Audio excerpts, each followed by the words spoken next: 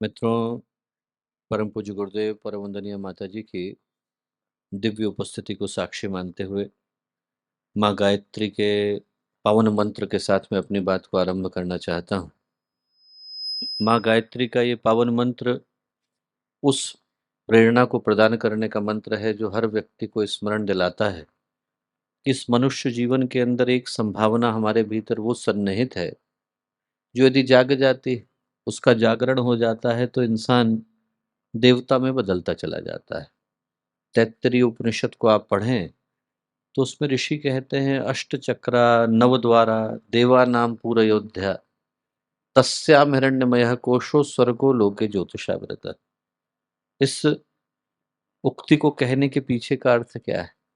अर्थ यह है कि इस संसार में हर चीज हर क्षण बदल रही है। रिश्ते, रूप, आकार, शब्द, ध्वनि, हर चीज हर क्षण बदल जाते हैं। इस संसार की परिभाषा ही बदलाव से निकल करके आती है। संसरते इति संसारा, जो निरंतर सरक रहा है, आगे को बढ़ रहा है, परिवर्तित हो रहा है, उसी को हम लोग संसार कह करके पुकारते हैं। और उस प्रतिपल बदलने वाले संसार के मध्य में एक शक्ति, एक चेतना ऐसी है जो कभी बदलती नहीं, और उसी शुद्ध शाश्वत चैतन्य शक्ति को हम लोगों ने ईश्वर, भगवान, देवता, परमेश्वर, परमात्मा, गुणातीत कह करके पुकारा। और उस शक्ति तक पहुंचने का जो माध्यम है वो माँ गायत्री का ये पावन मंत्र है। वेदों में और वैदिक ऋचाओं में अनेकों स्तुतियां हैं, पर जितनी पवित्र, जितनी व्यक्ति के व्यक्तित्व को परिष्कृत करने वाली, जितनी व्यक्ति के चेतना को ऊपर उठाने वाली गायत्री मंत्र की स्तुति है, उतनी किसी अन्य मंत्र के अंदर नहीं। अर्थ एक ही है, भाव एक ही है कि इंसान के अंदर यदि श्रद्धा की शक्ति आती है तो वो उस ऊंचाई को प्राप्त करने की सामर्थ्य अपने अंदर सुरक्षित रखता है। जिस ऊंचाई पर चलने का साहस कभी परम पूज्य गुरुदेव ने दिखाया, कभी विवेकानंद ने दिखाया, कभी अनेक महापुरुषों ने, कभी अनेक महामानवों ने दिखाया, वो सारी की सारी शक्ति संभावना हम में से हर एक के भीतर सुरक्षित है। ये जो मुंबई के अश्वमेध की पूर्व वेला में हम लोग यहाँ आज दीपदान महायज्ञ के लिए एकत्रित हैं, तो आज के संकल्प समारोह का उद्देश्य एक है कि हर व्यक्ति के अंतस्थल के अंदर, चेतना के अंदर, अंतर्मन के अंदर, अंतरंग के अंदर उस श्रद्धा की शक्ति को, समर्पण की शक्ति को, उस विश्वास की शक्ति को जन्म दे सकें, जो जाग जाती है तो फिर उन कार्यक्रमों को, उन क्रियाकलापों को, उन गतिविधियों को करती दिखाई पड़ती है जिस ओर महापुरुष कभी चले। इस संसार में बाकी की जितनी भी शक्तियां हैं, शरीर की शक्ति है, धन की शक्ति है, जन की शक्ति है, बुद्धि की शक्ति है, उन सारी शक्तियों की अपनी एक सीमा है और समय भी निर्धारित है। हम लोग कितने भी शक्तिशाली क्यों ना हो, हर क्षण हमसे ज्यादा शक्तिशाली कोई ना कोई तो होता है। कहते हैं कि रावण बड़ा बलशाली था, पर उसी रावण को जिसने 9 ग्रहों को अपने पाये से बांध दिया था, शनि देवता का पैर तोड़ दिया था, उनकी छाती के ऊपर पैर रख करके बैठता था, इतना बलशाली रावण, उसको बाली अपनी कांख के अंदर दबाकर धरती की कई परिक्रमाएं कराया था। तो हर बलशाली से बलशाली इस धरती पर कोई न कोई विद्यमान होता है। और ये भी मान लें कि हम लोग अनंत शक्ति को लेकर के बैठे हैं, तो भी अमरता लिखा करके तो आए नहीं। शरीर तो एक न एक दिन छूटता ही, कितनी भी बुद्धि हो एक न एक दिन तो कम पड़ती ही। व्यक्ति के पास कितनी भी संपत्ति हो एक न एक दिन तो चुकती ही है। श्रद्धा अकेली ऐसी है जिसका अतिक्रमण करने का साहस काल के पास भी नहीं। क्यों? क्योंकि श्रद्धा में खोने को कुछ है ही नहीं। वहां पर तो व्यक्ति ने अपने को ही खो दिया, तो अब खोने को शेष क्या बचा है? वहां पर तो जो बचा है वो पाने को ही बचा है। जिसने अपने को भी गंवा दिया, उससे छीन पाने की सामर्थ्य किसी में है नहीं। जिसने अपने को शून्य कर दिया फिर वो अनंत हो जाता है। जिसने अपने को गंवा दिया फिर वो परमात्मा हो जाता है। और वो शक्ति जब व्यक्ति अपने आप को गंवाने के बाद प्राप्त करता है, वो किसी अन्य चीज से नहीं मिल पाती। गायत्री का मंत्र यही बताता है कि श्रद्धा की वो शक्ति हमारे भीतर जगे, जो व्यक्ति को श्रेष्ठता के पथ की ओर, उत्कृष्टता के पथ की ओर चलने की प्रेरणा देती है। एक कहानी, घटना बहुत प्यारी आती है। एक नेत्रहीन व्यक्ति था, रोज जगन्नाथ मंदिर के दर्शन के लिए जाता था, और भीड़ हजारों की होती, कभी किसी का धक्का लगता, कभी किसी की कोहनी लगती। वहां पर जो पुजारी थे वो रोज देखते थे कि व्यक्ति रोज पंक्ति में लग करके आता है, अनेकों के धक्के खाता है, और लोगों की दृष्टि चूंकि भगवान की ओर होती तो कोई जान ही नहीं पाता कि हमारे पीछे एक नेत्रहीन व्यक्ति है, तो लोग कभी धक्का देते हुए चले जाते। एक दिन पुजारी ने पकड़ लिया। पुजारी ने पकड़ करके उस व्यक्ति से कहा कि एक बात बताओ भैया, आपको तो भगवान दिखाई भी नहीं पड़ते, फिर रोज पंक्ति में लग करके क्यों आते हो? वो नेत्रहीन व्यक्ति बोला, मुझको भगवान दिखाई नहीं पड़ते, पर भगवान को मैं तो दिखाई पड़ता हूँ।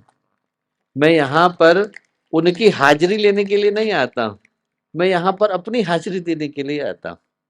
तो हमको गुरुदेव दिखे ना दिखे, गुरुदेव को हम तो दिखाई पड़ते हैं। हमारा मन, हमारी विचार, हमारी भावनाएं, हमारा व्यक्तित्व, वो तो उनके सामने उपस्थित है ही। हम लोग इस भावना के साथ गायत्री के इस मंत्र को करते हैं कि आज इन क्षणों में भले से हम हजारों की संख्या में उपस्थित हों, पर हमारा जो मंत्र है वो भगवान से वन टू वन का जा रहा है, एक से एक की बातचीत हो रही है। और जो हमारा मन है, भावनाएं हैं, चिंतन है, व्यक्तित्व है, वो उनसे एकाकार एक रूप हो रहे हैं। इस भाव के साथ कि हमारे जीवन में श्रेष्ठता का उदय हो सके, माँ गायत्री का पावन मंत्र साथ साथ हम लोग कहें, शरीर मन चित्त भावनाएं स्थिर करके सद्ज्ञान की देवी को, सद्भाव की देवी को एक भाव भरा आमंत्रण। ॐ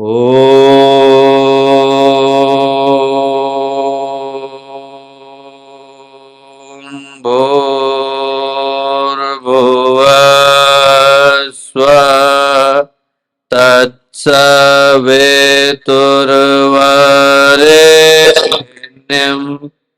भर्गो देवस्य धीमहि धियो यो नः प्रचोदयात्।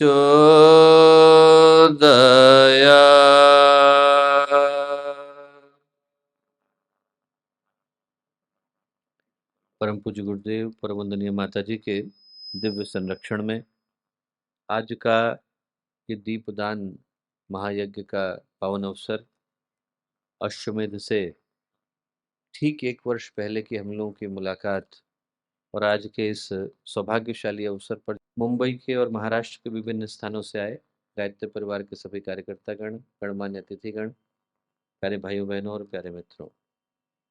मित्रों, आज दीप यज्ञ की इस पावन बेला में हम लोगों को उपस्थित हो पाने का यह अलौकिक सौभाग्य मिला है। और जो दीप यज्ञ का क्षण आता है, वो हर व्यक्ति के जीवन में एक महत्वपूर्ण संदेश को, एक महत्वपूर्ण संकल्प को लेकर के आता है।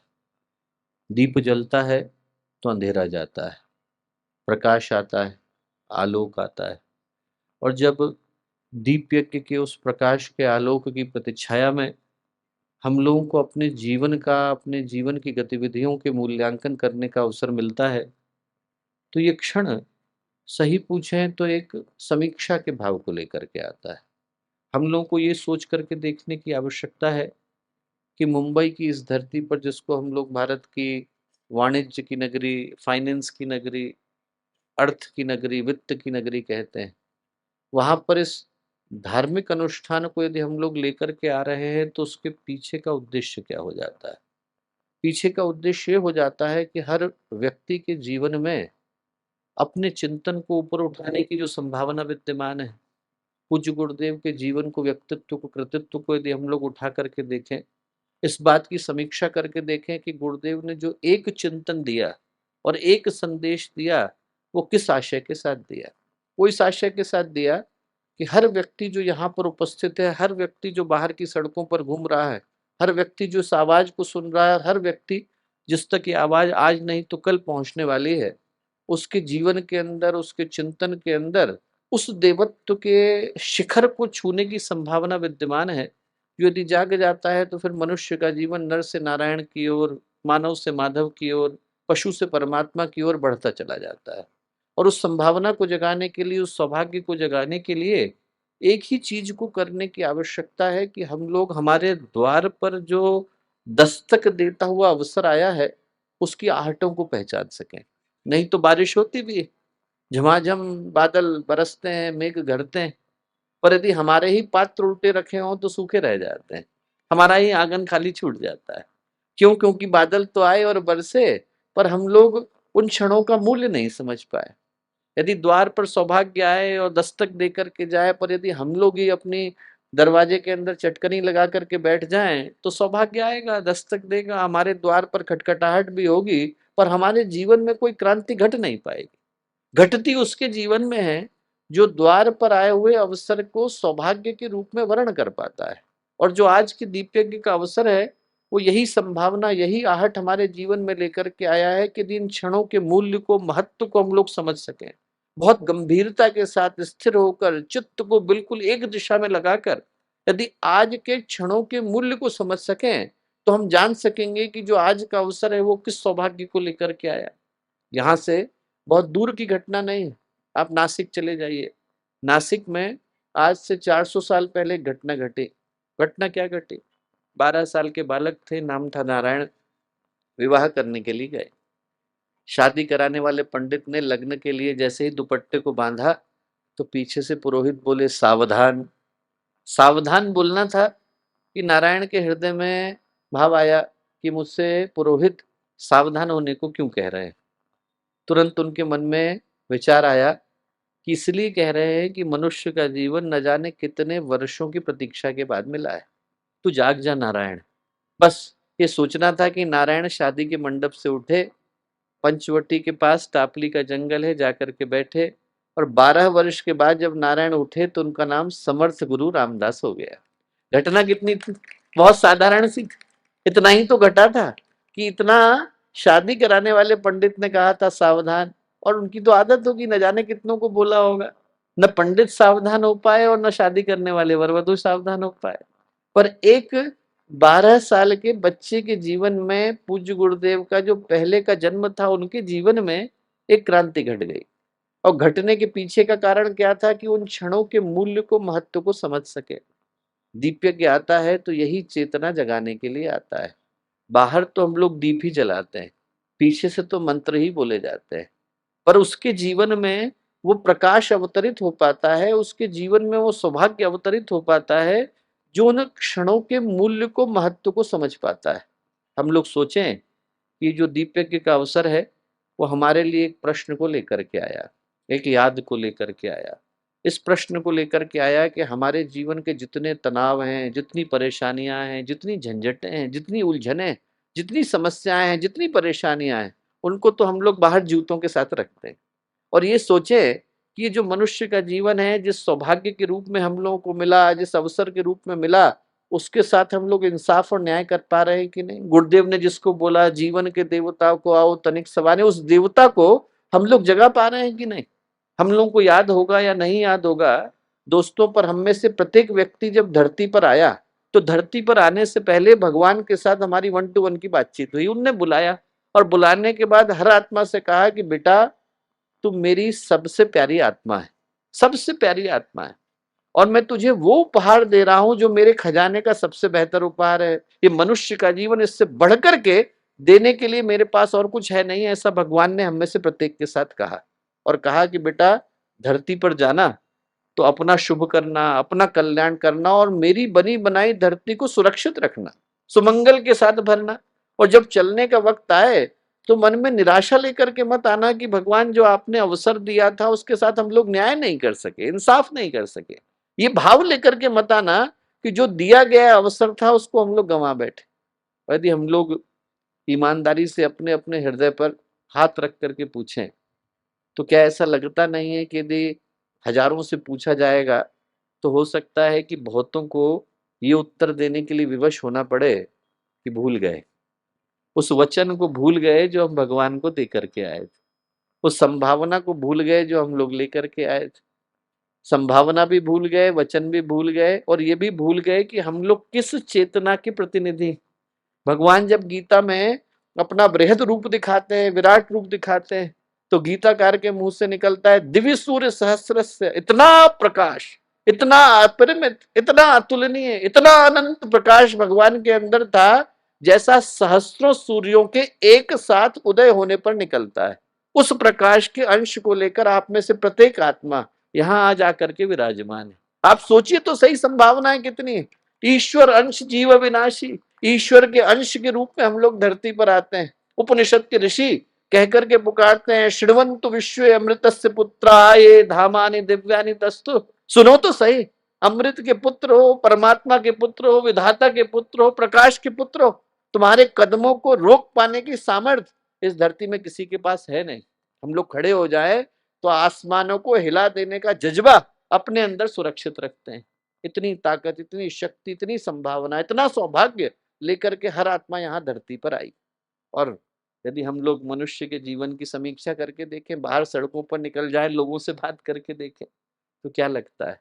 वो देवत्व कहीं विदा हो गया। वो जो अंदर की सौभाग्य की संभावना थी, मन की जो शांति की संभावना थी, मन की जो संतुलन की संभावना थी, मन की जो समरसता की संभावना थी, वो तो विदा हो गया। और आदमी के जीवन में क्या रह गया? उलझने रह गई, परेशानी रह गई, दुख कष्ट। इतना व्यक्ति तनाव को लेकर के बैठा है, इतनी परेशानियां लेकर के बैठा है कि कभी कभी लगता है कि मनुष्य के जीवन का नाम ही कहीं स्ट्रेस तो नहीं हो गया। आदमी हंसना, खिलखिलाना, मुस्कुराना तो जैसे भूल ही गया। वो दिन दूर नहीं है कि लोग म्यूजियम खोलेंगे और म्यूजियम में एक व्यक्ति को हंसने के लिए खड़ा करेंगे, बाहर 500 रुपए का टिकट लगाएंगे और लोगों की लाइन लगा करेगी। क्या देखने के लिए जा रहे हैं? अंदर हम लोग हंसता खिलखिलाता व्यक्ति देखने के लिए जा रहे हैं, क्योंकि दिखता तो है नहीं। इतना परेशान आदमी हो गया कि यदि इस सड़क पर दो लोग मुस्कुराते हुए निकल जाएं तो उनको देख करके 20 को टेंशन हो जाती है कि भले आदमी को क्या मिल गया है जो हमें नहीं मिला। इतनी स्ट्रेस हर व्यक्ति के जीवन में, 5 साल के बच्चे के जीवन में भी आ गई। रिक्शे वाले को अलग टेंशन है, अरबपति को अलग टेंशन है। हम लोग 6-7 साल पहले यहाँ आए तो एक जगह पर गए तो वहां पर एक सज्जन थे, वो आए और थोड़ा रुआंसे हो गए, रोने लग गए। तो मैंने कहा क्या बात हुई? बोले भैया इस बार तो हमको बहुत बिजनेस में नुकसान हुआ। कितना हुआ? तो बोले 1 करोड़ रुपए का नुकसान हुआ। अरे मैंने कहा बहुत हो गया, आप गुरुदेव माता जी अगली बार में रिकवर करें, यही प्रार्थना कर सकते हैं। तो जो पत्नी थी उनकी दीदी, बोले भैया इनकी बात मत सुनना आप। मैंने कहा क्यों? बोले अरे 15 करोड़ का फायदा सोच करके बैठे थे, 14 करोड़ का फायदा हुआ है। 1 करोड़ का नुकसान नहीं हुआ है। 15 करोड़ का फायदा सोचा था, 14 करोड़ का फायदा हुआ है, तो व्यक्ति को 1 करोड़ का नुकसान नजर आ रहा है। मन में जो घटा नहीं, उसकी इतनी टेंशन है कि जो घट जाएगा वो आदमी को कितना परेशान करके जाएगा। पर ये जो बातें हैं वो एक महत्वपूर्ण प्रश्न को जन्म देती हैं। इस प्रश्न को जन्म देती हैं कि वो जो मनुष्य का जीवन, जिसके लिए गोस्वामी तुलसीदास जी कहते हैं, बड़े भाग मनुष्य तन पावा, सुर दुर्लभ सदग्रंथ गावा। ऐसा पढ़ा हमने कि ये तो देवताओं के लिए दुर्लभ है, बड़ी कष्ट कठिनाई के बाद मिलता है। उस जीवन का ये क्या हश्र हो गया, उसकी कैसी उपेक्षा हो गई, उसका कैसा अवमूल्यन हो गया, उसका एक ऐसा डिग्रेडेशन हो गया कि इंसान की जिंदगी जो है इन्हीं छटपटाहटों में, इन्हीं बेचैनी में, इन्हीं परेशानियों में, इन्हीं तकलीफों में गुजरती नजर आती है। और उसके पीछे का कारण क्या है? पीछे का कारण यदि जानना हो दोस्तों, तो हमें गुरुदेव की कहानी याद करनी होगी। कहानी गुरुदेव ने लिखी। क्या लिखी? कहानी लिखी कि गांव था, गांव में नदी बहती थी और नदी के किनारे पत्थर पड़े थे। उन पत्थरों में से एक पत्थर पारस का पत्थर था। और एक व्यक्ति को लगा, सिद्ध संत वहां से आए, बोले बेटा इन पत्थरों में से एक पत्थर पारस का है तो ढूंढ लेगा, तेरा हो जाएगा। उसको लगा कि मुझे मिलना चाहिए। तो कैसे? सारे तो दिखने में एक जैसे हैं। तो उसने नियम बनाया। नियम क्या बनाया? सुबह सुबह हाथ में लोहे का बुरादा लेकर के घूमूंगा, पत्थर उठाऊंगा, बुरादे में घिसूंगा, सोना बन गया तो ठीक, नहीं बनेगा तो उसको उठा करके पानी के अंदर फेंकूंगा ताकि दोबारा उसी पत्थर को नहीं उठाना पड़े। नियम तो ठीक, पर मनुष्य के जीवन की समस्या क्या है? बार बार करो तो आदत में बदल जाती है, उसके पीछे का उद्देश्य भूल जाता है। उसके साथ घूमा। ये हुआ कि एक हफ्ते तो याद रहा कि पत्थर उठा क्यों रहे, छुला क्यों रहे, पानी में फेंक क्यों रहे। एक हफ्ते के बाद वो रूटीन में आ गया, दिनचर्या बन गया।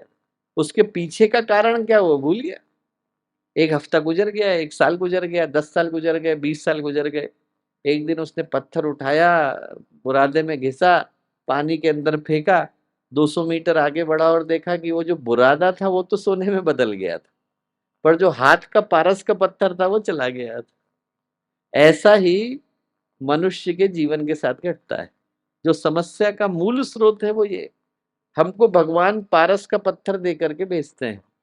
इस मनुष्य के जीवन को तू गुरुदेव का जीवन बना, इस मनुष्य के जीवन को तू विवेकानंद का जीवन बना, पर हम कंकड़ की तरह से उसे फेंक करके बैठ जाते हैं। इतनी बहुमूल्य चीज मिली और व्यक्ति उसके मूल्य को भुला करके छोटी चीजों के लिए, छोटी कामनाओं के लिए गंवा बैठता है। वो जो अतृप्त कामनाएं हैं, परेशानियां, वो मनुष्य के जीवन की ऊर्जा को ले जाती।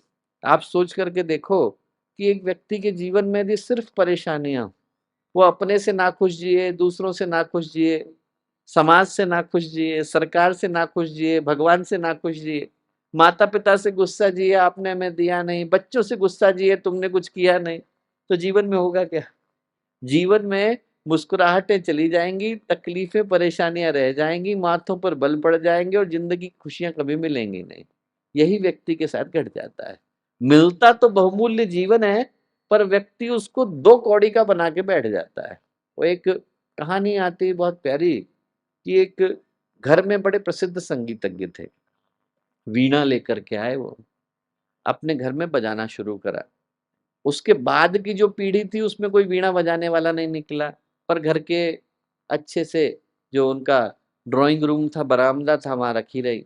एक पीढ़ी निकल गई, दूसरी निकल गई, तीसरी निकल गई, चौथी के लिए तो वो सिर्फ शो पीस का आइटम बन करके रह गया। बेचना पड़ेगा। कबाड़ी को बुलाया, कबाड़ी से कहा कि भैया इसके कितने दोगे? उसने कहा कि 10 रुपए देंगे। बेच दिया। कबाड़ी लेकर के जा रहा था, वहां से एक बड़ा प्रसिद्ध संगीतज्ञ जा रहा था। उसने कहा कि कहाँ से मिली इतनी सुंदर वीणा? बोले 10 रुपए में खरीद के आया हूँ। बोले मुझे बेच दो। बोले 11 रुपए में आपको दे देता हूँ। कबाड़ी ने उनको दे दी। उस संगीतज्ञ उस वीणा को बजाने के लिए बैठा। जब बैठा तो उसमें से जो सुंदर संगीत निकलना शुरू हुआ, तो धीरे धीरे करके पूरा गांव एकत्रित हो गया। वो जो बच्चे थे जिनने बेचा था वो भी आ गए। बोले अरे तो हमारी वीणा है, हमें वापस दे दीजिए। तो संगीतज्ञ बोला, बेटा तुम लोगों के लिए वीणा नहीं है, वीणा तो मेरे लिए ही है। वीणा उसके लिए है जो इसमें से संगीत की तान को छेड़ना जानता है। तुम्हारे लिए तो ये लकड़ी ही बन करके रह गई। हमें भगवान ने वीणा दे करके भेजा है। ये जो शरीर है, ये जो मनुष्य का जीवन है, ये जो मानवीय व्यक्तित्व है, ये वीणा है। इसमें से तान सही छिड़ेगी तो इसमें से गुरुदेव के स्वर निकलेंगे, विवेकानंद के स्वर निकलेंगे। और गलत छिड़ गई तो मनुष्य के जीवन में झंझटों परेशानियों के अलावा कुछ रह नहीं जाता है। हम लोग अपने जीवन को ये सोचें कि भगवान ने इतना सुंदर पारस का पत्थर, कल्प वृक्ष हम लोगों को वीणा दे करके भेजा। इसका हम क्या सदुपयोग कर पाते हैं? क्या हम इसके साथ बेहतर कर पाते हैं? तो जो मुंबई में अश्वमेध करने के पीछे का भाव है वो एक ही है कि यहाँ पर दुनिया का सबसे ज्यादा धन है, यहाँ पर दुनिया का सबसे ज्यादा वित्त है, यहाँ पर दुनिया का सबसे ज्यादा वाणिज्य है, पर व्यक्ति के जीवन में उतनी ही परेशानियां और समस्याएं भी हैं। उनके चेहरे की परेशानी को यदि हम मुस्कुराहटों में बदल पाते हैं, व्यक्ति के जीवन को यदि हम खुशी से भर पाते हैं, उसके जीवन में यदि आनंद को भर पाते हैं, जीवन का उद्देश्य दे पाते हैं, तो हम लोगों का मुंबई की धरती पर अश्वमेध करना सार्थक हो जाएगा। जो उद्देश्य है वो एक, कि व्यक्ति के जीवन का खोया हुआ उद्देश्य, व्यक्ति के जीवन का खोया हुआ लक्ष्य, व्यक्ति के जीवन की खोई हुई खुशियां लौटा सकें। लोग पूछेंगे कैसे? तो आप कहना कि हमारे अश्वमेध के 6 चरण। क्या? पहला तो हर व्यक्ति को याद दिला सकें कि जो जीवन का मूल्य है वो जीवन ही है। बाकी की चीजें मिले न मिले, पर यदि जीवन हाथ से चला गया तो किसी मूल्य का नहीं। जो असली कीमत है हमारे जीवन की, वो जीवन से ही निकल करके आती है। आप लोगों ने वो कहानी सुनी होगी कहीं पर कि एक व्यक्ति था, पढ़ा लिखा, कैम्ब्रिज की डिग्री लेकर के आया, गांव जा रहा था, रास्ते में पानी में बाढ़ आ गई। तो उसने नाविक से कहा कि भैया आप हमको पार लेकर के जाओगे? उसने कहा लेकर के जाएंगे। नाव में बैठ गया। अब उसका मन हुआ कि बात किए जाए। तो उसने नाविक से कहा कि क्यों भैया, तुमने फिजिक्स पढ़ी है? बोले साहब फिजिक्स तो नहीं पढ़ी। बोले अरे तुम्हारा चौथाई जीवन बर्बाद गया, फिजिक्स नहीं पढ़ी तो क्या फायदा। ठीक, थोड़ा और आगे बढ़े। केमिस्ट्री पढ़ी है? बोले नहीं बाबूजी, हमने तो केमिस्ट्री पढ़ी नहीं। बोले अरे तुम्हारा आधा जीवन बर्बाद किया, जिसने केमिस्ट्री नहीं पढ़ी उसका तो कोई मतलब ही नहीं पढ़ने का। बोले अच्छा बाबूजी।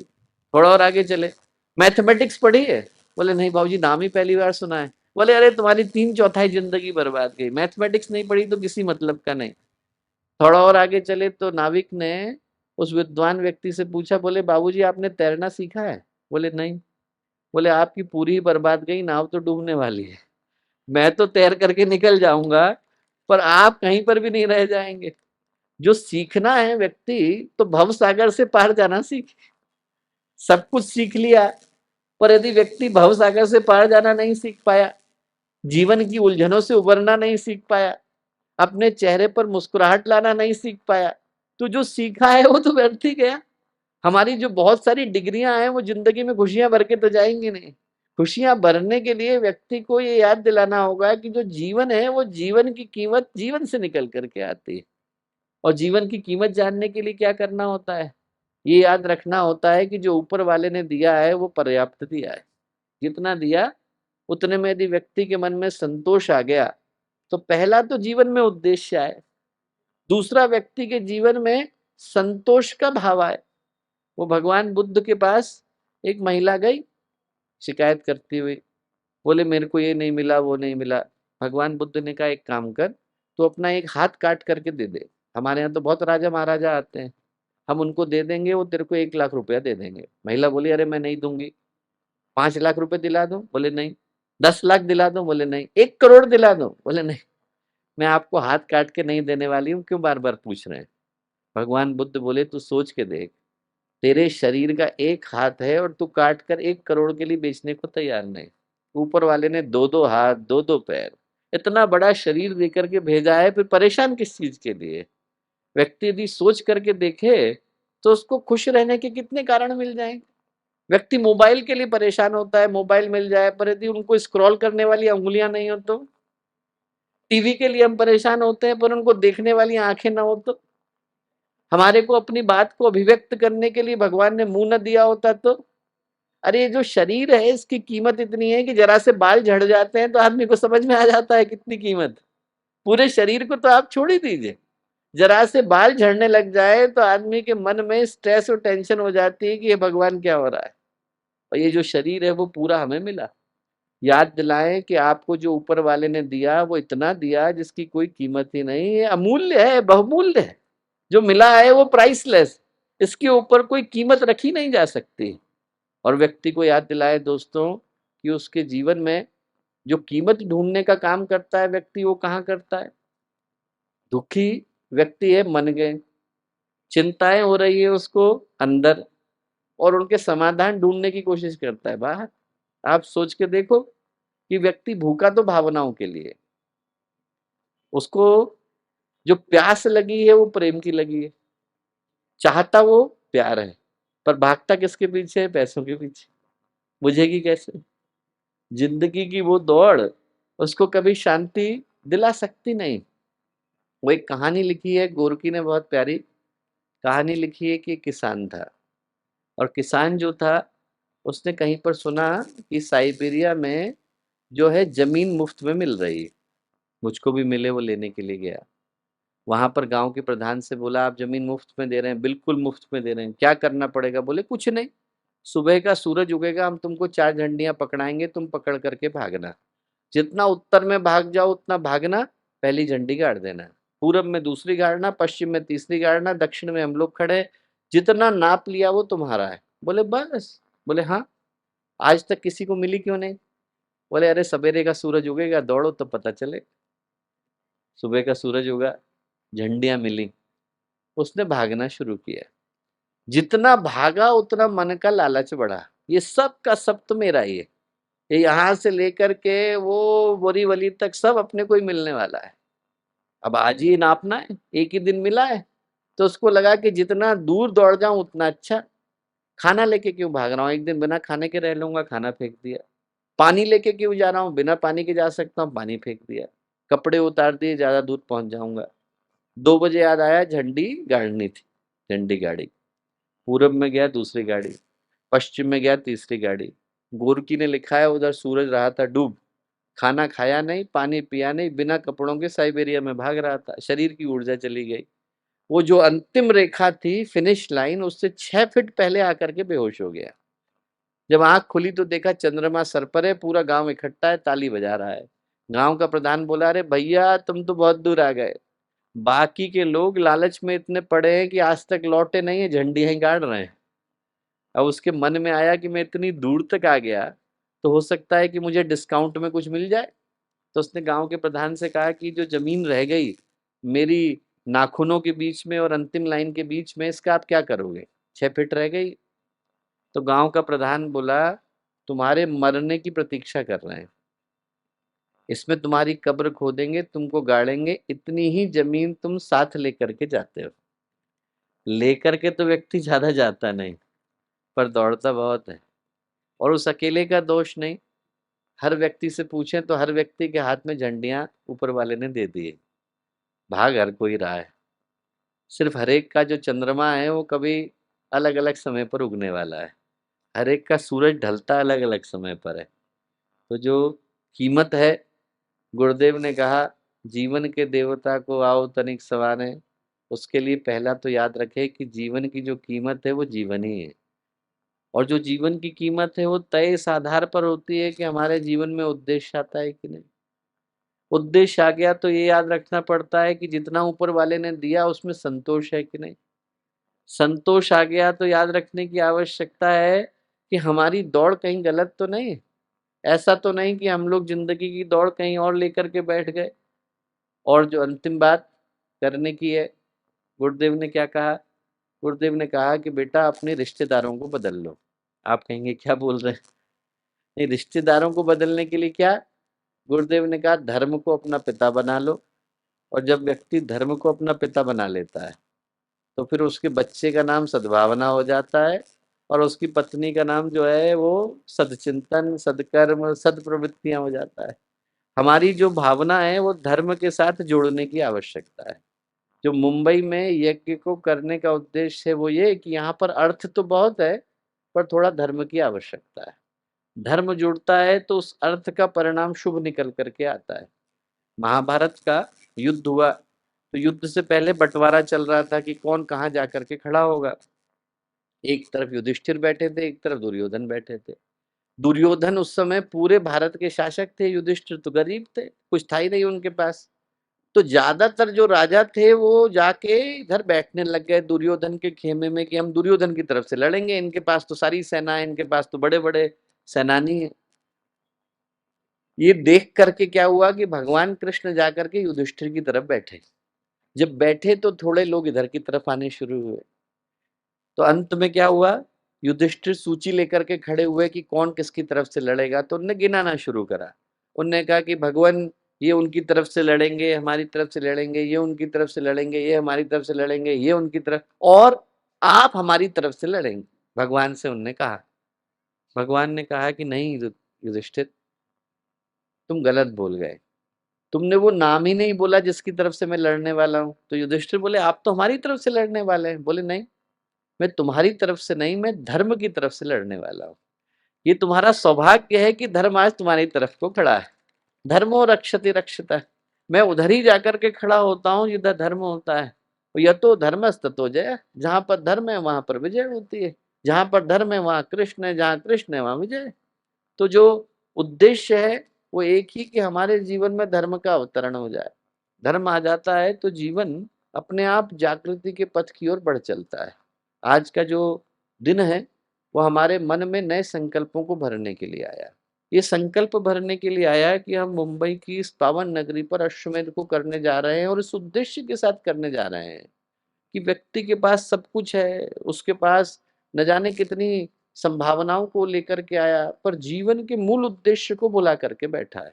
जो उद्देश्य है वो एक कि व्यक्ति यदि यहाँ पर आया तो फिर वो यहाँ से उस संकल्प को, उस भाव को लेकर के जाए जिसके आधार पर उसके जीवन का नवीनीकरण हो पाता है।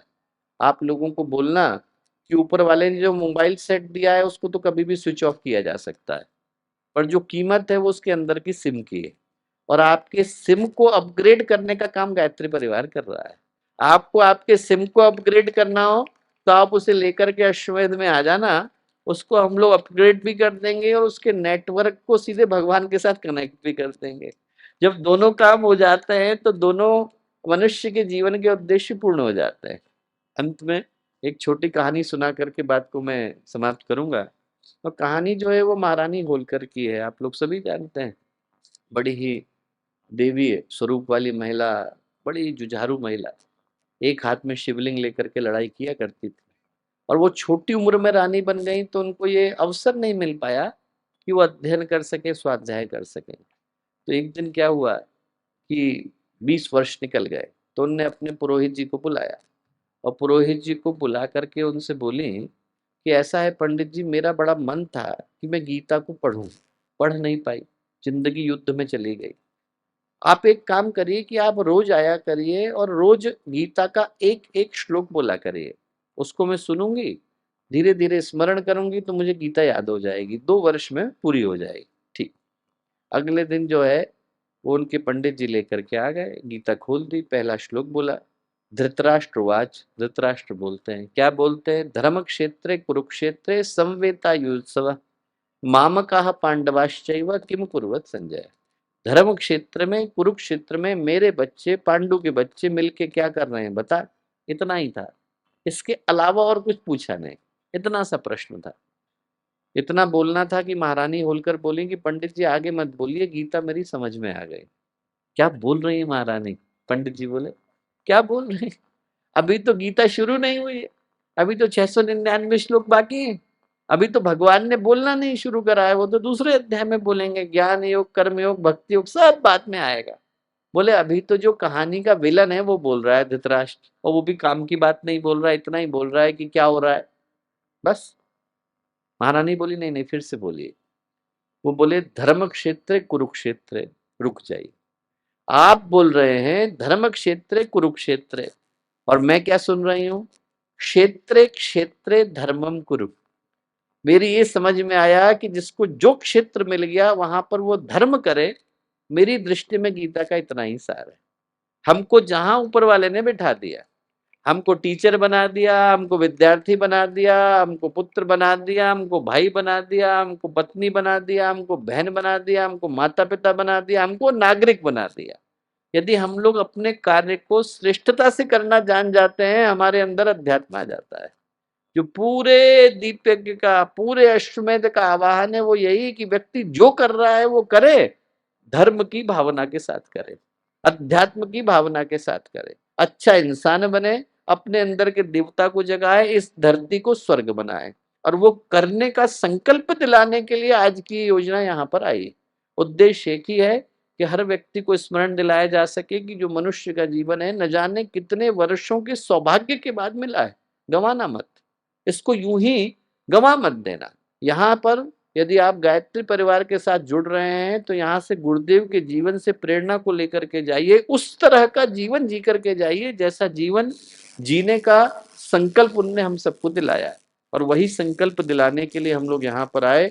आज के दिन के बाद यहाँ से क्रांति की ऐसी लहरें जन्म लें, हर व्यक्ति की चेतना में इस तरह का भाव आए, और तब तक के लिए आए जब तक यहाँ पर मुंबई का अश्वमेध सफलता के साथ संपन्न नहीं हो जाता, कि हम हर व्यक्ति के चिंतन के अंदर सत्कर्म की भावना को, सदचिंतन की भावना को, सत्प्रवृत्तियों की भावना को, उपासना के, साधना के, आराधना के संकल्प को, समय दान के, अंशदान के भाव को इतनी गहराई के साथ डाल पाने की स्थिति में आ जाए कि व्यक्ति का स्वयं का जीवन कल्याण के पथ की ओर बढ़े और वो समाज को नई दिशा दिखा पाने की स्थिति में आए। आज का दिन इसी आवाहन को, इसी आमंत्रण को, इसी भाव को, इसी संकल्प को दिलाने के लिए आया। हर व्यक्ति से जो यहाँ पर विद्यमान है, मैं कहूंगा हम लोग उठें, खाली हाथ नहीं उठें। उठें तो मन में संकल्प को लेकर के उठें, भावना को लेकर के उठें। इतना बड़ा सौभाग्य हम लोगों को मिला और ये सौभाग्य खाली चला जाएगा यदि वो सौभाग्य सिर्फ हम तक आकर के रुक जाएगा। सूर्य की किरणें हमें छू करके गई है और उसका लाभ तभी है जब हम उन किरणों को दूसरों तक पहुंचा पाने की स्थिति में आते हैं। गुरुदेव ने हमारे जीवन को छुआ, अब हमारी आवश्यकता है कि हम हजारों के जीवन को छू करके जाएं, उनके जीवन को बदल करके जाएं, उनके जीवन को श्रेष्ठ बना करके जाएं, उनके जीवन को अच्छे पथ पर चलने के लिए संकल्पित, प्रेरित करके जाए। आज का दिन इसी भाव, इसी आवाहन, इसी आमंत्रण को लेकर के आया। इतनी देर तक इन बातों को आप लोगों ने इतने धैर्य, शांति के साथ सुना, उसके लिए आप सबको बहुत सारी शुभकामनाएँ, मंगल कामनाएँ, भाव भरा धन्यवाद। हमारे YouTube चैनल शांति कुंज वीडियो गायत्री परिवार को सब्सक्राइब करें एवं बेल आइकन जरूर दबाएं ताकि गायत्री परिवार की विभिन्न गतिविधियों की जानकारी आपको मिलती रहे।